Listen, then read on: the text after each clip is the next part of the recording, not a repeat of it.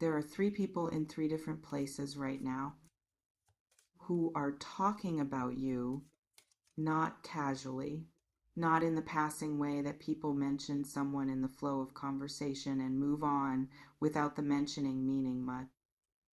Seriously, with a quality of attention and investment and genuine weight. That tells me these conversations are not peripheral to what is happening in your life right now. They are central to it. They are part of what is shaping what comes next for you. And I want to tell you about all three of them, not because knowing about them is going to require you to do anything differently, but because I think there is something deeply important about understanding that your name is in rooms you have not entered, that your life is being discussed by people whose discussions have consequences, that you are being thought about and talked about and considered seriously in ways that you have had no visibility into, and that are more significant, more positive, more entirely in your favor than anything you would have assumed if someone had simply told you that people were talking about you. Because here's the thing, when most people hear that others are talking about them, the first thing that moves through them is not curiosity. It is a particular kind of low-grade anxiety, a bracing, the defensive reflex of someone who has learned through experience that being talked about is not always a comfortable thing, that attention is not always warm, that conversations happening in your absence are not always conversations you would want to have heard. I understand that reflex, and I want to address it directly before anything else. What is being said about you right now is not what that reflex is preparing you for. It is not criticism dressed up in concern. It is not the kind of conversation that would make you want to walk into the room and defend yourself. It is the opposite of that. It is the kind of conversation that would make you want to sit down quietly in the corner and feel the particular warmth of being genuinely valued by people who do not need anything from you in order to value you. That is what is happening in three different places right now.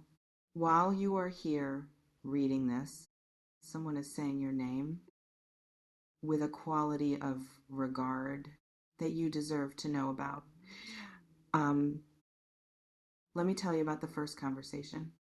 The first conversation is happening between people who are in a position to affect the practical circumstances of your life, your professional life, your material circumstances, the opportunities available to you. And the nature of this conversation is not evaluation in the sense of judgment. It is not people weighing your pros and cons. It is not a discussion about whether you are good enough for something. The conclusion about your quality has already been reached. What is being discussed now is logistics, how, when, through what channel, in what form can what is being planned for you actually be delivered. There is something being arranged on your behalf, something that involves your name being put forward, your abilities being advocated for, your potential being described to someone who has the power to act on that description in a way that creates real, material, tangible change in what is available to you. Someone in this conversation is your champion, your advocate, someone who has decided without being asked, without being lobbied or persuaded or presented with a carefully constructed case, that you deserve more than you currently have, that the gap between what you bring and what you have been receiving is unacceptable, and that they are in a position to do something about that gap, and they intend to. You did not know they were watching. You did not know the quality of your work was registering this specifically. You did not know that someone was paying attention with this level of intention.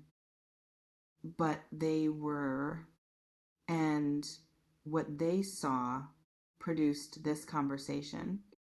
And this conversation is going to produce something that reaches you from a direction you were not watching, in a form you were not expecting, with a weight that reflects everything that was said about you when you were not in the room. The second conversation is happening between people who know you personally, people who have been in your life long enough to have seen multiple versions of you. The version that was struggling, the version that was figuring things out, the version that was in the middle of something difficult and carrying it in the particular way you carry difficult things, which is quietly, thoroughly, with more grace than the situation probably deserved. And they have been watching you come through it, watching the emergence, watching the person you are becoming take clearer and clearer shape. And this conversation between them is not a worried conversation. It is not people comparing notes about their concerns for you. It has a completely different quality. It has the quality of people who are surprised, not surprised in the sense of not having believed in you, surprised in the sense of the surprise that comes when something you believed was possible for someone actually materializes in front of you and turns out to be even more complete, even more real, even more undeniable than you had imagined when you were imagining it. They are talking about who you have become with a specific kind of pride that belongs to people who watched the becoming happen from close enough to know what it cost, who saw the moments that were not graceful, who were present for the difficulty, and who are now sitting with each other describing what they see in you now, and finding that the description keeps exceeding what they had expected to be able to say. There is something in this conversation about how much you have changed. Not in the surface way, in the foundational way, in the way that reveals itself in how you carry yourself now, in what you accept and what you no longer accept, in what you ask for and what you now know you deserve, in the quality of your presence in situations that used to destabilize you, that now simply do not have the same purchase, that no longer reach the parts of you they used to reach. These people are talking about that, about the change that is visible from the outside in ways you cannot always see from the inside. And what they are saying about it is something you would want to hear, something that would settle in you in the particular way that real recognition from people who truly know you always settles. Different from the recognition of strangers.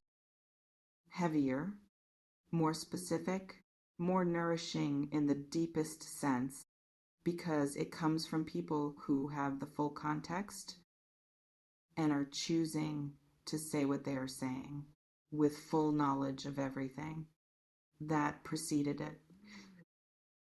I want to pause here for a moment and say something about what it means to be seen by people who know your full story, because I think it is one of the most undervalued forms of recognition that exists.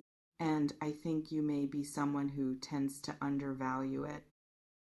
There is a particular Virgo tendency to discount the positive assessments of people who are close to you, to tell yourself that their view is biased by affection, that they see you through a lens of love that prevents them from seeing you accurately, that their good opinion of you is more about their feelings for you than about an honest evaluation of who you actually are. I want to challenge that tendency directly, because the people in this second conversation are not people who see you through rose-colored affection. They are people who have seen you at your most human, your most uncertain, your most not yet arrived. And they are still saying what they are saying with full information, with complete knowledge of the parts that were not impressive. That is not bias. That is the most accurate assessment available.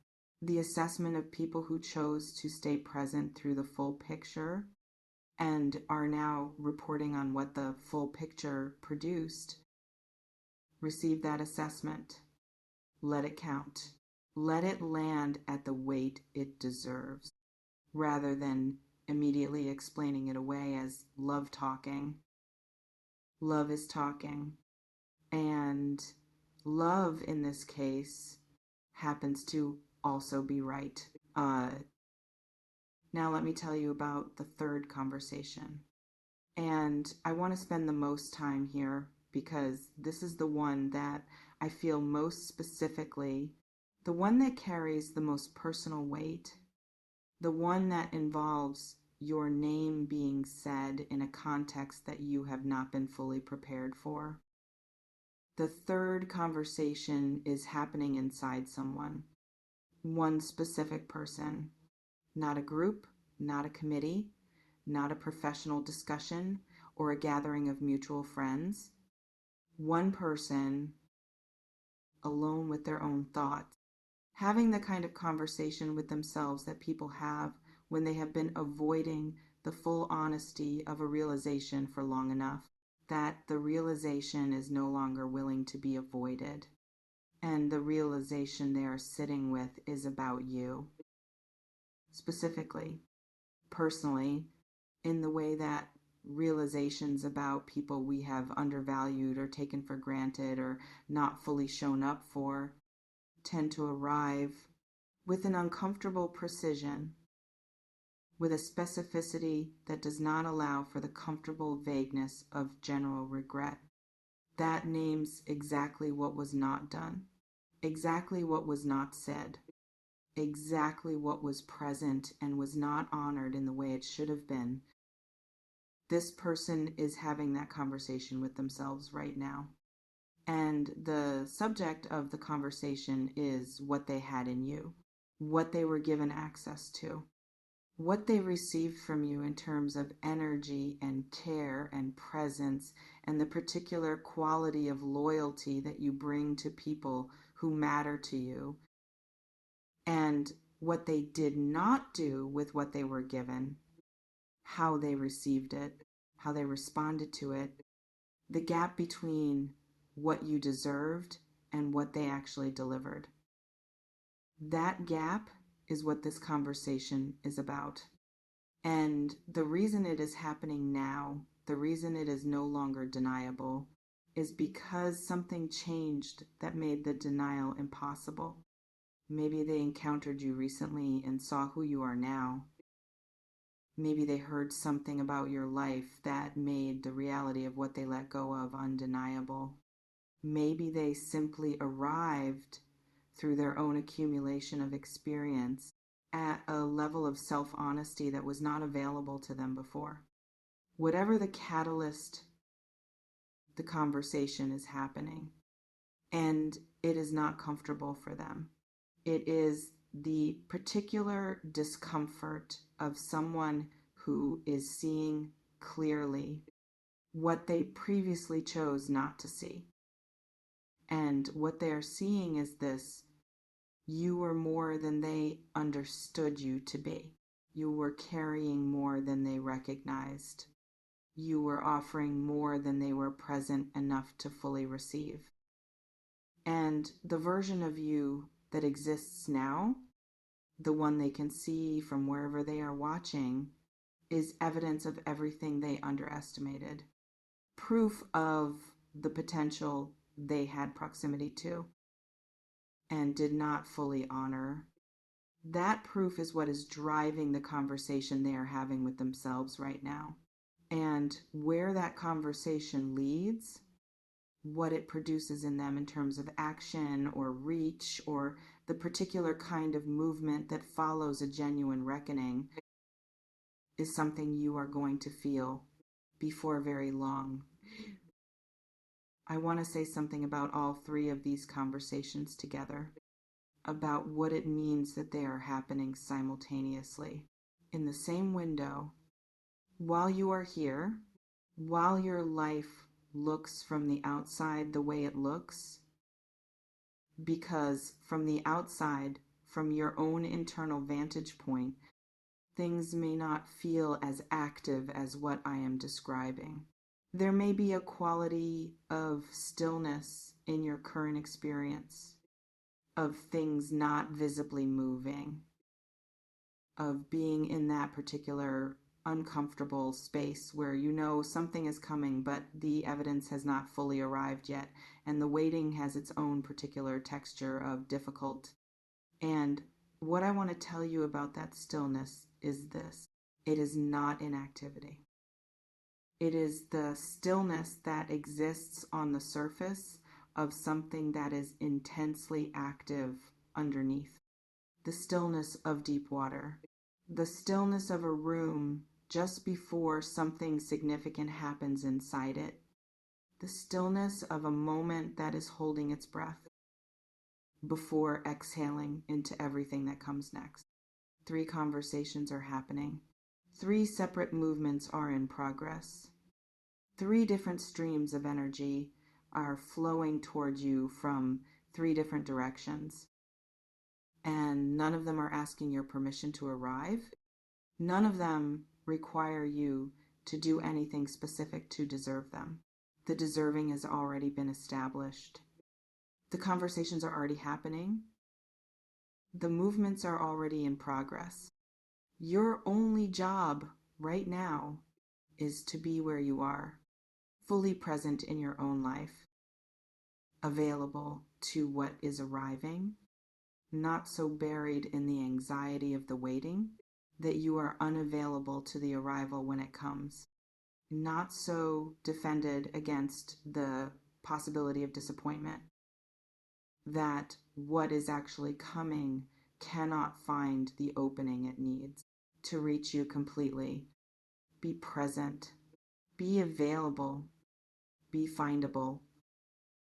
Because what is being organized in those 3 conversations is already looking for you, and it knows exactly where you are. Let me speak to the not what you think dimension of this, because that phrase is in the title for a reason and I want to honor it. What you think when people are talking about you, what your nervous system has been trained to anticipate, is a version of those conversations that is less generous than what is actually happening. And I want to ask you something about that, about the gap between what is actually being said about you and what your first instinct assumed was being said. Where did that gap come from? When did you learn to assume the less generous version?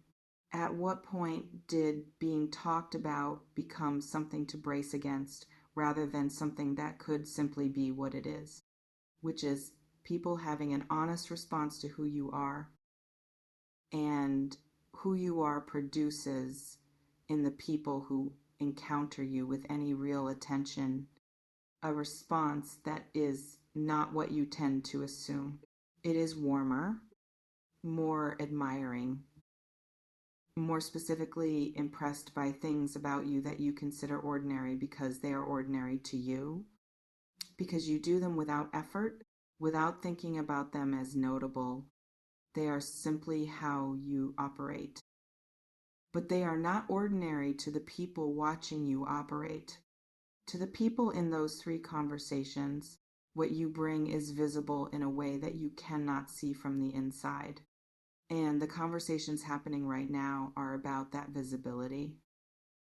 about what it produces in the people who have access to it, about how it changes what they want to do for you, about how it changes what they think about when they think about their own lives and the people in them, and what they want more of. You are what they want more of in different ways, from 3 different angles, but all pointing in the same direction toward you, with a seriousness and a specificity and a genuine investment in what happens next for you. That is not what you think. It is better in every possible way. That better can mean. I want to close with something that I think needs to be the last thing you carry from this reading. Something that goes beyond the 3 conversations and what they are producing and what is going to arrive as a result. Something more fundamental. You have been underestimating your impact for a long time, in the particular way that people who give generously without keeping score tend to underestimate their impact. Because you are not tracking what you give, you are not monitoring how your presence affects the people around you. You are not collecting evidence of your own value the way some people do, consciously building a case for their own worth. You simply show up and bring what you bring and move on to the next thing without fully registering what the showing up produced in the people who received it. But they registered it. The 3 conversations are the evidence of that. The professional conversation where someone is advocating for you without being asked. The personal conversation where people who love you are describing your becoming with a pride that exceeds what you would have given yourself permission to expect. The private conversation where someone who had access to you is sitting alone with the weight of what that access meant and what they did not fully do with it. All 3 of those conversations are the accumulated evidence of your impact, of what you have been producing in the world around you, without tracking it, without claiming it, without giving yourself the full credit of knowing that what you bring matters to people in real ways, in specific ways, in ways serious enough to generate 3 separate conversations happening simultaneously in 3 different places, all about you, all in your favor, all moving toward you with the particular momentum of something that was always going to arrive. The moment you had become enough of yourself to receive it, you are that now. Enough of yourself. More than enough. And the conversations have noticed. They have all noticed. And what they do next is going to make sure that you notice too.